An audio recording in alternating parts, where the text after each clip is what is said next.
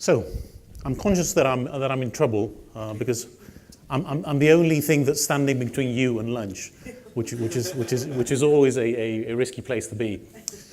So, can blockchain save the soul of business? And so the first thing I have to convince you is that this is an important question to ask and answer. So why should we care about ethics? Is it only about philosophy? Are there any practical elements to this? And I continuously have this kind of having to convince myself or others about it, my students, my 10-year-old daughter. And the best answer I have was given by an ancient Greek. I'm half Greek, so I like talking about the ancient Greeks. So this guy, 2,500 years ago, gave the best answer to the practical aspect of ethics. And it's a one-liner. Ancient Greeks would be great at Twitter. So Heraclitus, 2,500 years ago, told us that ethos is fate. Okay, so this is the best prediction that you can make about someone, about a company, or about an individual, or about a business transaction. So your ethical values, where you stand in terms of your conscience, will actually predict where you will end up in life, or actually in the afterlife. I could quiz you now who this guy is. So this is the School of Athens by Raphael, a beautiful painting from the Vatican. So it's the pessimistic, the sad guy who's standing there in front. So hopefully I've convinced you about the importance of this question. The other thing I have to convince you now is that the blockchain is relevant to the soul of business. So blockchain or cryptos and so on, how on earth are these things relevant to ethics or the soul of business and so on? And in my mind, blockchain or cryptocurrencies are a bit like playing God. So you create your own system or your own world or your own financial system if you want to, and you can set the rules there, you can define everything, and then you let the actors, the players, organically transact between them. And one of my favorite characters nowadays, Robert Ford, in Westworld, told us that you can't play God without being acquainted with the devil. So there's two sides to the blockchain technology and cryptos, and I think we are very conscious of the negative aspects of these technologies, and these have received a lot of publicity, especially in the early days. So what is cryptos? What is blockchain? It's all about speculation. It's all about purchasing illegal goods or services on the internet. It's about avoiding regulation. It's about going underground, okay, the dark web, or in a world where there's pure anarchy. So I would say the early days of this technology gave it quite a bad name, and it was obvious that it had to do with the ethics of business. I heard Adonis this morning talking about how risky it was for the University of Nicosia to associate themselves with this technology in the early days, and the possible risks for the brand. And these were real. So it can affect it in a bad way, but what I would like to argue to you today is that actually it's a path for good. It can affect the ethical aspect of business, and it can have a positive role. So this might sound like a niche subject. Actually, it is quite well developed, and if you do a simple Google on keywords related to this, you'll find a long list of very interesting, fascinating applications about the blockchain for social impact or social good or ethics and so on. So here I'll walk through a shopping list of applications that we have.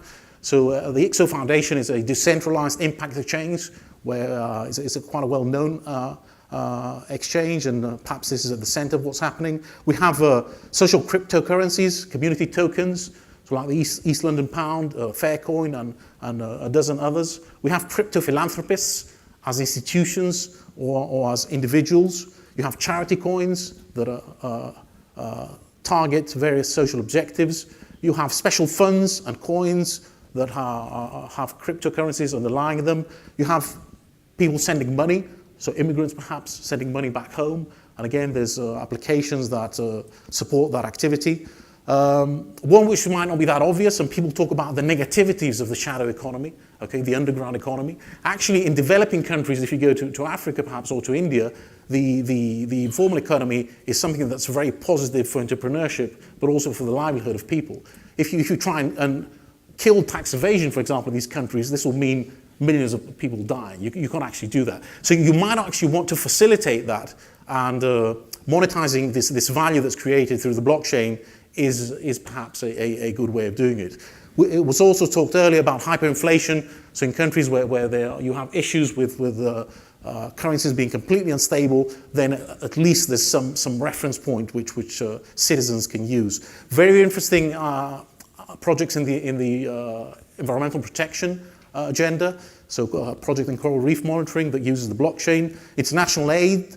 There are 2 or 3 projects right now that target refugees and identifying them correctly and then distributing support from humanitarian aid. Identity and land rights. And finally, more broadly, there's a debate now which is just starting to take place on how, more broadly, the blockchain can help us with human rights and the idea of privacy and so on. So this is just a small sample of what's going on. So this is a rich area for innovation, for disruption, and for progress. This is what I'm interested in. A paper that just came out in Journal of Business Ethics talks about these 2 sides of the same coin. I apologize for the pun, but there's also actually an ambivalent side. So some aspects of this progress, we're not actually sure if it's good or bad. So this table is taken from that paper. So that was the general philosophical aspect of what I do. So I'll talk about something very, very practical now, and the main reason why I'm here. So one of the very exciting projects that I've done over my academic career. So I'm with Norwich Business School at the University of East Anglia, and I've put together with colleagues, Apostolos Kourtis, who just talked before, what is called a fintech lab. So this is a skills development unit that we have in our business school, and to fund part of the activities of this lab, we are putting together what is called a social impact bond. You're going to ask now, Raphael, this is a conference about blockchain and crypto, so what on earth is this relevant? So I'll come to that. So because part of the implementation of this idea has to do with the blockchain, and we're collaborating with George Gaglis and his team at the University of Nicosia on implementing that. Again, the why question. So why are we doing all this? Before what and who and how all this will happen, it's important to tell you what's our motive behind this. So we believe in this idea of shared value between students, the financial industry, society, and the environment. So this triple P balance sheet is not only about profits, it's about people and planet. And we also believe that we can change through education. We believe in action learning, getting your hands dirty, technology with a purpose, and this can help with social mobility, mining talent, crafting ideas, and changing people's lives. Fintech is a very broad idea. You can define it as you like. So here we have the usual suspects. So these are the things that we want to develop at young people, our students and our communities. So data mining, coding, analytics, artificial intelligence, blockchain, but also future-proof skills. So in this world of automation, where traditional human skills of analysis and synthesis are not really worth a lot, through this lab we want to emphasize on communication, on empathy, and the soft skills, which will become much more valuable in the future, and they are very difficult to automate. So this is a list of what we're going to be doing in this lab. And it's training for our students, it's CPD, so it's courses for the business community. But there we have an activity which is the new part of what we're going to try and do, which is weekend classes for people from the community, so outside the university. And we're going to focus on 2 parts of the population, so children from less privileged backgrounds and young women. And the reason why we're doing that is that we know, there's a lot of research and evidence on this, that they are underrepresented both in tech and in the financial industry. So we're going to try and change that in our community. We're also going to have some student-managed social impact funds. There's a research seminar focusing on fintech and also research projects. So we've pretty much got the cash flow for everything else except for the yellow part. So this is where this idea of a social impact bond comes in. So we're now in the process of what you would call a IBO, so an initial public bond offering, so to the roadshow if you want to, putting the money together. And I'll tell you a few things about how this works. So this is a fairly new idea. It started in 2009 in a city called Peterborough, which is next to Norwich, where I live. And in 2009, the local government wanted to build a prison.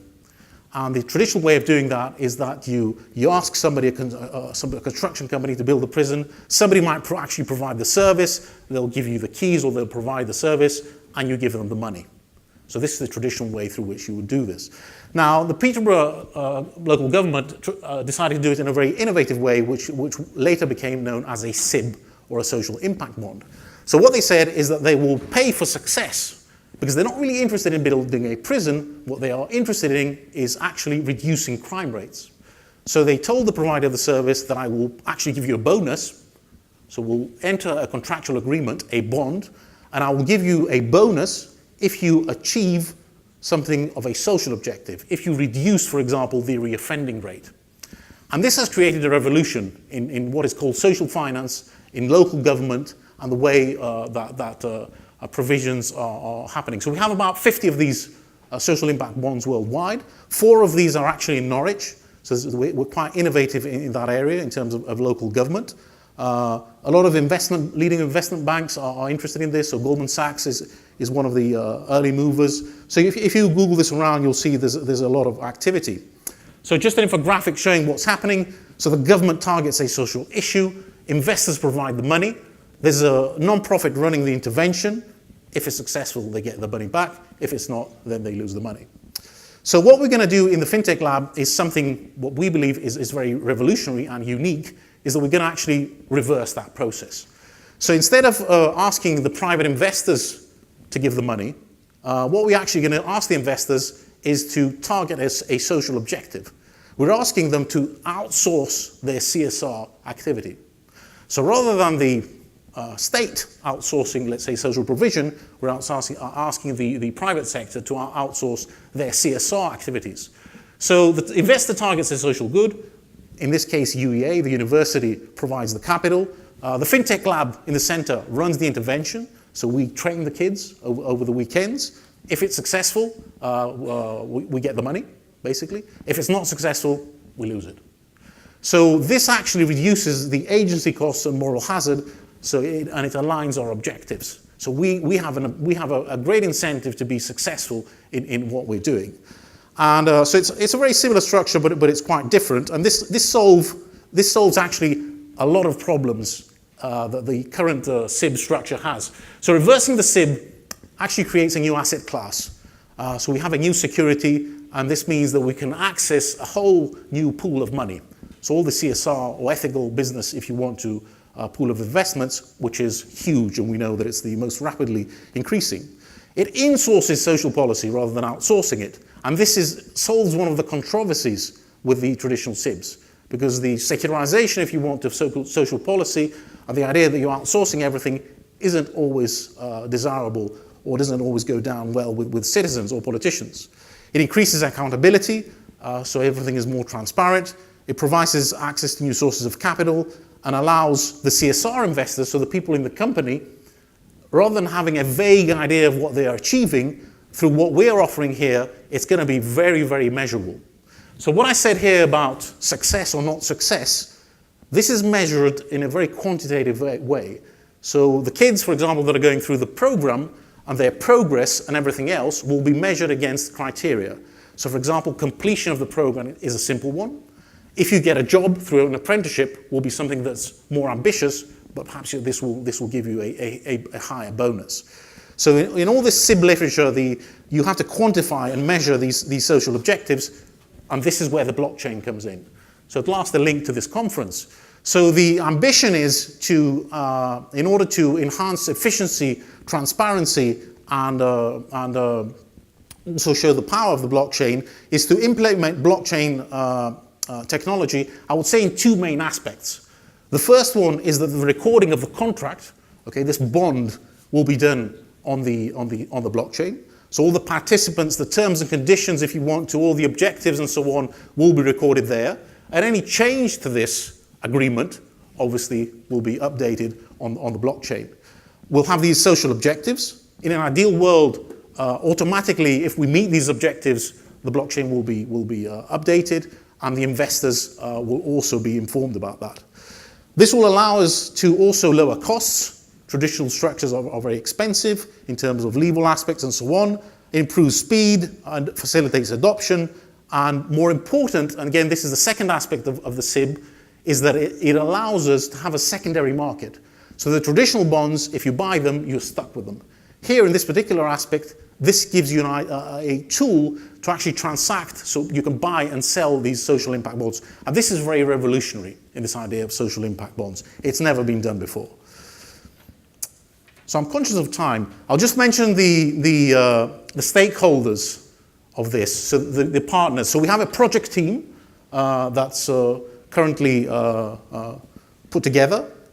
This will go live in January 2019, so just a few weeks from launching it. And here are the partners that I can disclose for now. So there's Norwich Business School, University of East Anglia. There's the local government, so Norfolk County Council. They're quite unique in terms of their resources and the expertise they have on social impact bonds. So they have 2, let's say, full-time equivalent employees working in this area. They have 4 bonds that are underway or they're actually implemented. So we're very lucky to have them on board. There's a trade association of companies in Norwich, which are called the Norwich Financial Industry Group. So I sit on their board. This includes large multinational firms like Aviva and Marsh. So these are large insurance companies, but also smaller ones, management consultants, accountants, and so on. So this trade association, again, is very much behind this. There's a trade association of technology companies in our region, which is called Tech East. And again, they're behind it. On the blockchain aspect, there's the Institute for the Future. So with George Gaglis, we're very lucky to have him and his team backing us up on the technical aspects and other aspects of the project. And finally, there are leading financial services firms, funds, and firms in the banking sector. So I can't disclose the details yet. As I said, we're at the roadshow stage. So there's an element of institutional investment in this. So hopefully soon we're going to issue a press release and we're going to make all this public. So going back to the original question. So can blockchain save the soul of business? Before there was this issue of the internet is us. So it's always about these new tools or technologies that we discover over thousands of years, and these create new hope, and they create perhaps some idea that magically something will happen.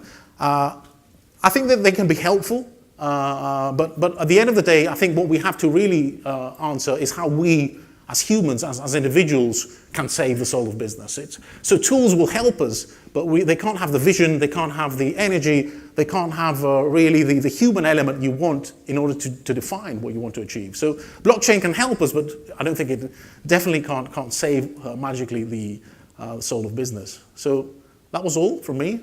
I forgot to introduce myself, so I'm Raphael Markellos from Norwich Business School. So thank you very much for your interest.